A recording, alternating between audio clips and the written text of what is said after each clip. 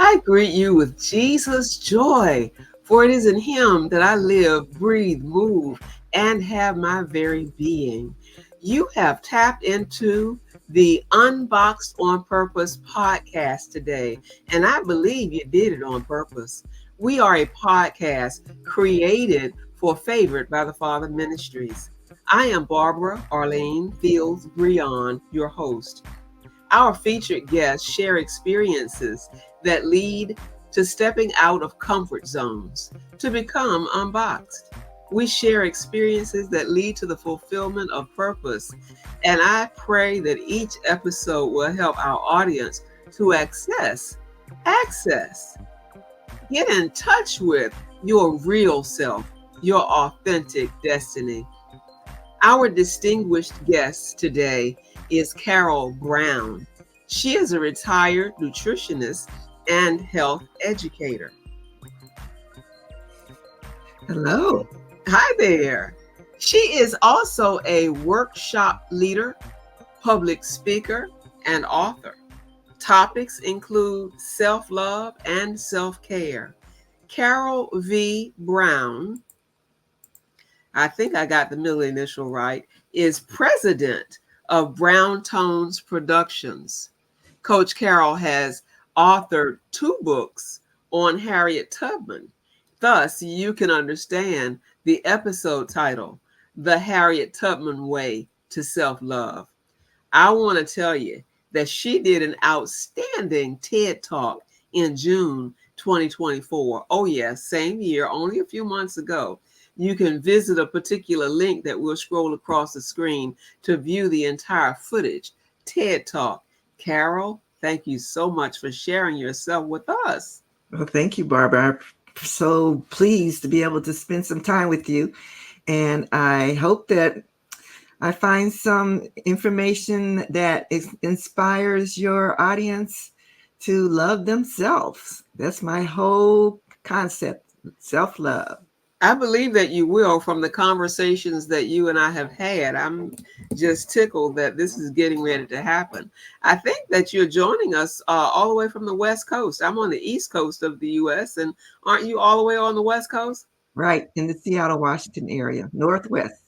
Oh, my. Look at what cyberspace can do for us. Yes, it's Go, beautiful. go ahead and tell our audience anything else that you would like to share so that they can get to know you even better. Okay. Well, I was born and raised in Ohio, Dayton, Ohio area, and I've been in Washington State since 1987. My husband and I moved our 3 children to Washington State for just a bigger experience in life. I was fortunate to work for the Veterans Affairs Medical Center in Tacoma, Washington, Seattle, Washington for 30 years as a dietitian, as a health educator. I planned and coordinated the weight loss program, the MOVE program for veterans. And over that time, I also was on other special committees like Black History Month, making those programs developing those programs for employees, Women's History Month as the coordinator for both of those groups, African American employees, and, and women employees, so that we highlighted special events and special months. So that brought me into really looking into finding ways to bring more education to people about history. And during that time, about 1998, I was in Toastmasters and preparing for Black History Month. And I watched Cicely Tyson portray Harriet Tubman in A Woman Called Moses. And that just sparked my interest in learning more about Harriet Tubman. So I went deep in studying Harriet and found out so much that I didn't know, and I'm sure that other people didn't know, that I developed a storytelling program where I portray Harriet Tubman and tell her stories. And after doing that for Well, it's been 25 years, but along the way, about 2013, I published my first book about her. Now, I had read all the books I could find about her, but I thought I had a different little twist to share her life by making it a curriculum where the first book was 30 Lessons in Love, Leadership, and Legacy from Harriet Tubman. And my second book is The Harriet Tubman Way, which is an inspirational guide to self love, empowerment, and legendary leadership for girls. So I'm all Harriet Tubman, self love, self empowerment. It all fits together in my mind, and I try to show everyone else how that also fits together. I can see it not only in my mind from the words that you're sharing, but I keep getting this visual of you on stage with that TED Talk. So maybe somebody will go ahead and search that and take a look at it, and some of the other fabulous stuff that you have on your website. But we'll share all that stuff before the this podcast is over. Let's go back down memory lane a whole lot more. And as I said, go back down memory lane. I looked at the fence in my virtual background, and it's like, yeah, we're going down the lane, all right. Think about your early days as a child, as a teen, and tell us a little bit about your passions in life. You've shared a little bit already about where you are now and how you got to be, let's say, Harriet Tubman. But we want to hear a little bit more about the early years. Where was your passion and that sort of thing as a young child that our audience can resonate a little bit more because they see themselves in your story? Well, as I said, I grew up in Dayton, Ohio, and fortunately for us, my grandmother lived down the street. We were very close to her. She had a beautiful yard, garden, and she was crafty, and she was a businesswoman. So she taught all us 10 grandchildren how to make flowers, handmade flowers and corsages, and we'd go out and sell them on Mother's Day. She took us to make sure we went to church every Sunday. And that part of my life, I find, has directed where I am today quite a bit. When I do Harriet Tubman, I do her as an elderly woman, and I have my grandmother in my mind when I do that. I My hobbies include floral design, and my mother is another great influencer on me. They both were always taking us to church, and we had to learn to do poems and be on programs. Back then, it seemed like, it wasn't a passion, but I didn't mind doing it. But that's what I love doing now. It, Interesting enough, in the seventh grade, I had to do a project where we interviewed someone for a particular um, occupation. And I went and interviewed a dietitian. And I stuck with that. I stuck with that all the way. And so, yeah, um, my family being around my creative grandmother, my mother, who's was always very outgoing, and both of them together had a big influence on me. that sounds wonderful to me because I would like to think that Favored by the Father Ministries caters to families, Mm-hmm. people of all ages, people of whatever demographic, doesn't really matter, people who are created in the image of God. And Right. so as you share those things, it's always interesting to me listening to podcast guests talk about their passion as a child, because there could be someone of any age listening, a grandmother, a auntie, an uncle, a godfather, or someone who says, I have a young one in my life that I need to show this to so that they can see that they're okay. It's nothing wrong with having these thoughts and these images of who you want to become later. Listen to this. This sounds just like you, and encourage them. And so I thank you so much for sharing that. In that, so many of my guests do tell me that, or tell the audience that their influencer was a parent or some relative, someone very, very close to them, not usually someone that is famous. It's Right. usually someone right there in close proximity to where they live, where they grew up, and made a lasting impression. And that's what I want Unboxed on Purpose to do on purpose. Have everyday, ordinary people talk about everyday, ordinary experiences, step outside of a comfort zone, and pursue your authentic purpose. This is good stuff to me. So Yes, beautiful. go Beautiful. ahead and dump some more of those puzzle pieces out and tell us about a specific time when you stepped out of a dark place, stepped outside of your comfort zone, and pursued your purpose. Well, I think, well, I have had, let me see, start out of a dark place.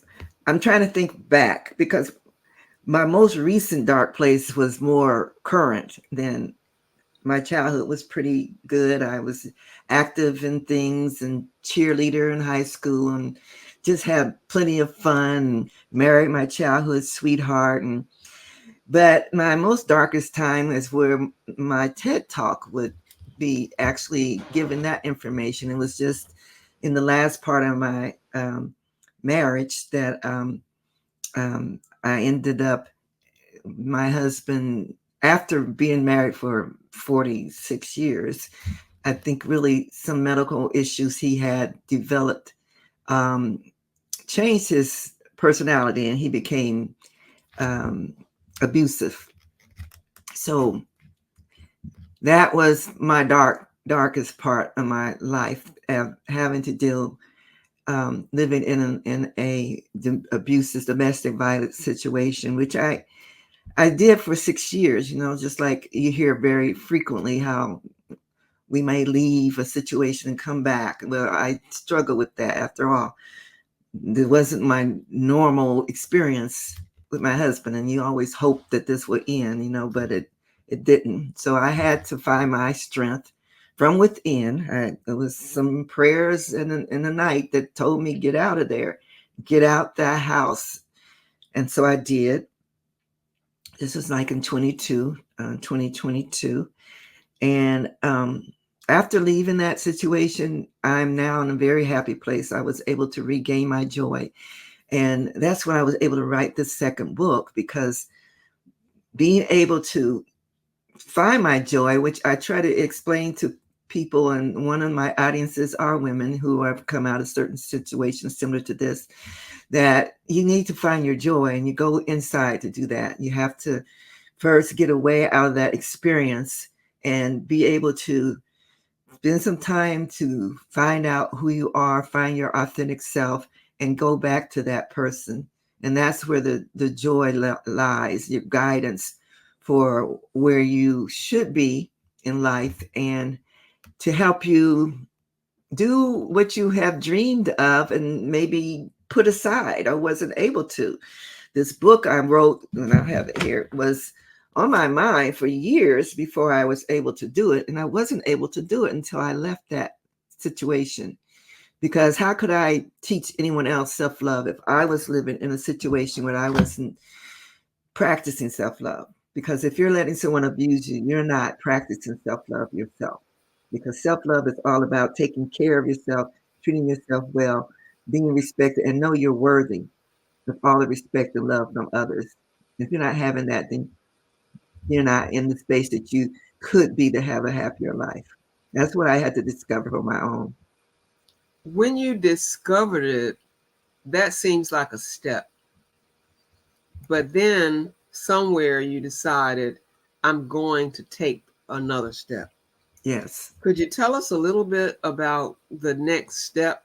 Not in the specific detail, of course, Mm-hmm. but in general, that it can help other people, because there are men and women listening, and some may be the men who don't even realize that what they are doing is abusive because they've been that way and done it so long. So maybe they can see themselves on the other side. If you walk us through some of the feelings that caused you, maybe one or two feelings that caused you to actually take the step of self-love, because that's the topic. We want to stick with self-love, taking that step toward self-love. Yes. I had to go within meditation. I have been meditating a little bit for many, many years, but I had to go deeper. I had to start studying more spiritual information and find the strength to know that um, I still have plenty of life left. I'm 71, um, but that doesn't mean my life is over, and I have purpose. So going within, asking myself these questions: Why am I here? What am I? What is my purpose? And going, just letting God lead me in the way. And again, joy is a good marker to help you know you're on the right path. And finding a community, a supportive community, which I had family that's very supportive. But I had kept them out of the situation. They didn't know what was going on for years. Of course, they probably knew something was going on, but I didn't share that with anybody.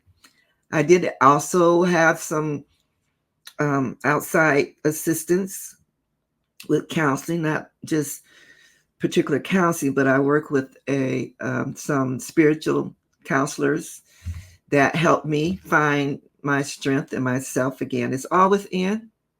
And we just have to realize that we do have all the answers within. It's just taking the time to go there and spend time with yourself and seeking additional support as you can. But, you have to trust yourself. Oh, that's key. As you have been abused, you feel victimized. It's difficult to step outside of a dark box like that and trust yourself. And so, in regard to this whole idea of self-love, what advice would you give to the younger you? Maybe let's just only go back 10 years. You told us enough about yourself, and we understand the happy life that you live. And then there was a trigger. Something went off, and things just shifted. That's just a description of life. And so when those triggers do go off, when you look back, what advice would you give yourself maybe 10 years ago? Well, 10 years ago, I needed to realize that I wasn't happy. You get in a rut. You get so used to the life you're living, and it feels normal. It's that your day-to-day activity and things you're doing is a habit. But sometimes we don't take a time to really assess how you're feeling, how you're, if you're happy or not. Do you feel safe? Are you feeling authentic? I wasn't able to live my authentic self. I had given up so much of me without really realizing it, because I found myself again by getting back to who I am, what makes me happy, my personality, to be able to shine and be me all out. The way I dress, the way I wear my hair, all that was influenced by someone else, by the marriage. And again, my marriage wasn't a bad marriage until the end of it, but I was still influenced. I still was not able to be totally who I feel I am now. And so, those golden years, it can be golden. Once you realize, yeah, you have the opportunity to get back on track, find what brings you joy. Purpose is another important part. I found my purpose. I'm here to spread love, and I'm here to work with women and girls so that we can have our love for ourselves so deeply ingrained in who we are that we don't let other people take that away from us. And so that's a great segue into another question that gives us futuristic concerns. When you look fast forward to 2 or 3 generations ahead of us now that haven't been born yet, to the ones who haven't even been born yet, what wisdom would you pass on to them to prevent that might prevent them from being stuck in a box? Well, Barbara, I hope that my programs now are going to influence those features. Now, what I just developed, I've had a program where I'm teaching women to be coaches and go out in the community and teach my self-love curriculum. But I've got a new program that I'm called Heritage. And Heritage stands for the Harriet Empowerment and Resilience and Intergenerational Growth, teaching and growth for everyone. And what that means is that I'm bringing grandmothers. I want to bring the grandmothers or women in that age of grandmothers, 50 or over, to come together with their granddaughters. And together, they sometimes grandmothers need to learn self-love too. But together, they're experiencing what self-love is. The grandmothers are able to share their stories and their wisdom with their granddaughters. They are able to learn from each other and empower each other. And I see that as a way to influence the future generations as we spread this self-love in girls. My motto and my goal is to change the world with love, one girl at a time. And that each girl, as they raise their families, if they have that self-love and they are joyful and they're empowered and they're living their authentic best self, their purpose, they're going to teach their children that. That's going to be passed on down. And that's going to change the way future children are raised, because they're now being taught what our children we see now have missed out a little bit. We've gotten away from the support of grandparents as much as it used to be. Yeah. I had to move back to Washington State from Ohio so I could be around my grandchildren. I was in Ohio around old relatives and friends, but not around my next generation of children. And so it makes me more joyful to be close by, and I can be a part of their lives. There is something about being around young people that makes you vibrant. Yes. And that's a personal testimony of my own. I love being around young people. And this isn't about me, so let me just move on, because you're talking about your work and you're talking about some things that you have developed curriculum in that. Is there anything else you want to share about your work? Any other information you'd like the audience to know about? Well, I'm having a webinar coming up next month, October 12th, and it's for grandmothers, daughters, granddaughters, any woman who wants to be a part of that and can share. And it's going to be teaching some self-love tips. It's going to be an interactive webinar. It's October 12th, and it's in recognition of the International Day of the Girl Child, which is October 11th. This will be my 3rd year of having a program that brings women and girls together on this particular recognition of looking how girls around the world are in different circumstances. Our girls don't realize here in this country how blessed they are. They can go to school. They're not being married at young ages. And so unity is the key word. And so my webinar is In Love We Reunite, and we strengthen generational bonds. So I hope that your audience will be interested in coming and being a part of that. I will have more information about that soon. I'm going to be having it available for registration in another few days, but that is just going to be a little way of feeling how this program can help start the conversations between the generations, showing the similarities, like we were saying, how we had experiences as young girls that we can share, that they're going to get through what they're going through. We Yeah. did it, and we can give them the advice that might help them understand that. And that's what I do with my TV show. Let me mention that. That's right. Let me go backstage and let you have this thing. Go ahead. um, I have a TV show on Bold Brave TV, which is accessible on YouTube, Bold Brave TV. And it's on Mondays at 8 p.m. Eastern Time or 5 p.m. Pacific Time, my time. And it's Harriet Tubman Love in Actions with the S on the end. It's designed to reach out to girls aged 10 to 14, but I definitely want the parents and grandparents and older girls to watch as well.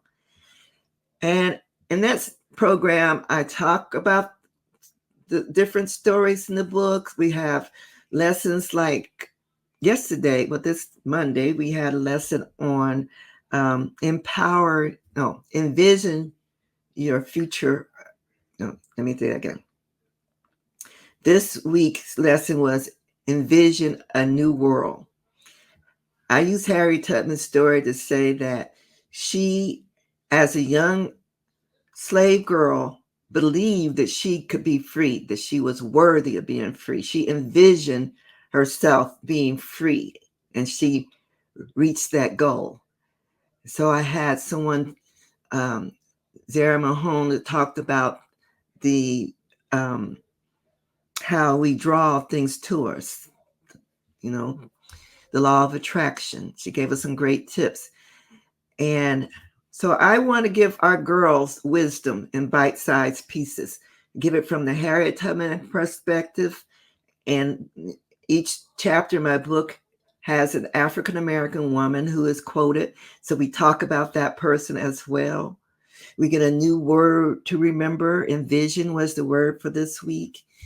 And then I have mentoring groups come on and bring some girls that can share what they're learning through their mentoring group or they're going through the program. I have forgotten that you told me you did this TV show. And Yes. I'm so glad you brought that up. So, are you hiding any other nuggets that we really need to know about? Ah, that's it for right now. But I'm one of those people that always got something new going. I love it. That's why you and I are connected now and will remain connected. Yes, You will send me the information because you said you have it all together in a few days. And yes. so that gives me time to do some editing and that sort of thing and stick it in there. So we'll do that. You send it to me as soon as you get your hands on information, Okay. and we'll put in what we can before we actually air this episode. This is Okay. fantastic. Well, thank you, Barbara. I've enjoyed it. Anything else you want to tell us? I'm not going to couch it between a particular topic, but we're just going to go backstage and give you a chance to have open mic for a few minutes. Okay. Anything you want to say? Oh, well, just I am trying to spread the word of what I do. And I'm so pleased that I could be here on this platform to do that. Self-love is so important. I mean, when people really understand what that means, it's not just that you're pretty. It doesn't have anything to do with where you look at all. It's the self-love of your spirit. And your spirit is from God. And we are all one. We're all the same. And when we learn to love ourselves, it enables us to love others more. And we recognize and we are more compassionate for other people because that's what we want for ourselves. And when we're grateful for what we have and who we have more to be grateful for. And those are the lessons that I think are so important for our children to learn. And unfortunately, they're not getting it in school. And I just feel that people in my age group, that these I have an obligation to pass on the wisdom that I've accumulated over my lifetime to our young people so that they have an easier way to go, loving themselves and moving forward, being their authentic self and enjoying their life and knowing that they are all worthy And they all have a purpose for being here. Absolutely worthy. Yes. Absolutely designed for purpose, with purpose, because God has created mankind in his own image. And God did not make a mistake when he created any of us. No.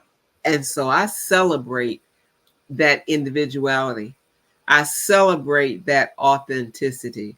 I celebrate uniqueness and empowerment and ability to just step outside of what other people try to do to confine you in their box. Yes. You seek your own purpose, and you know what that is from the inside. You didn't know as a child that you had a passion for this kind of creativity. But looking back on it at your current age to those days, you say, aha, that was a passion. I didn't even know it. Yes. And I hope that there are grandparents and great grandparents and aunties and great aunties and uncles listening to this conversation and then pulling a young one beside them and saying, okay, I'm going to press replay and I'm going to pull this up and let you hear this, because this reminds me of what I've been telling you that you can be and what you can do. Yes. Yes. Oh, I'm so thankful for you being here with us today. Karol V. Brown, thank you so much. Thank you. Thank you. Just one reminder is Carol with a K. For those who are just listening, you can't see because there are other Carol Browns out there. And that's why I use my middle initial in there, because there is another Carol with a K Brown. And so Karol V. Brown, Carol with a K, V. Brown.com And is my website. I am going to make sure that in all the stuff that I put out there, that I won't just put Karol Brown. I'm going to go back and stick that V in everything. Yes, thank you. Karol, Karol, Karol V. Brown. God bless you and thank you, because you are unboxed on purpose and you have encouraged others to step outside of the box on purpose. On purpose. Thank you, Barbara, so much. Yes, ma'am. I'm telling you the truth. I just want our audience to join us for about 30 minutes every week for new episodes of Unboxed on Purpose, with refreshing conversations with everyday, ordinary people, sharing experiences that shape our future rather than our now. We will post our episodes, our new episodes, on Thursdays. Usually around 3 o'clock, but I don't try to stick with that. Eastern time. Favored by the Father YouTube channel is where you can find us, on our Facebook page, LinkedIn page, and on most podcast platforms, because this is an audio presentation as well as video. As we evolve, we are like butterflies floating out of a box of confinement. We are allowing the Holy Spirit to escort us and advance us to immeasurable, lofty levels in the Lord. And so I want you to fulfill your purpose. I want you to bloom wherever you are planted. And above all else, remain favored by the Father. Thank you for pressing play on purpose for Unboxed on Purpose. God bless you. Hope to see you next week. Favored by the Father Ministries is hosting a fall spiritual retreat. Oh yes, we are having a fall spiritual retreat at the Williamsburg Christian Retreat Center, which is located in Toano, Virginia, November 14th and 15th, 2024, as promises to give you a spiritual enlightenment that you have never seen before. This spiritual retreat is designed to provide respite and nurture for those who constantly pour into others. This is a getaway for one night filled with spiritual teachings, meditation, connecting with nature. Come to our fall spiritual retreat with your mentor, with your mentee, so that you can share some special moments together, stepping aside from the routine of life. We are asking for a nominal fee of $180 that includes all of these things: room, dinner, breakfast, snacks, and all retreat materials and activities. The registration fees are due by November the 1st, and the point of contact is Barbara Brehon. You may email favoredbythefather.com. You may email favoredbythefather.com. You may register on Eventbrite. For anyone needing an alternate payment option, you may mail a check payable to Favored by the Father Ministries. That will be Post Office Box 1114, Tappahannock, Virginia 22560. Tappahannock, Virginia, TAPPAHANNOCK. Include a note with your email address and phone number for confirmation of receipt. All checks must clear by November the 1st, which is the registration cutoff date. Another option is to Cash App Barbara Brehon, sending a message again through Barbara@favoredbythefather.com.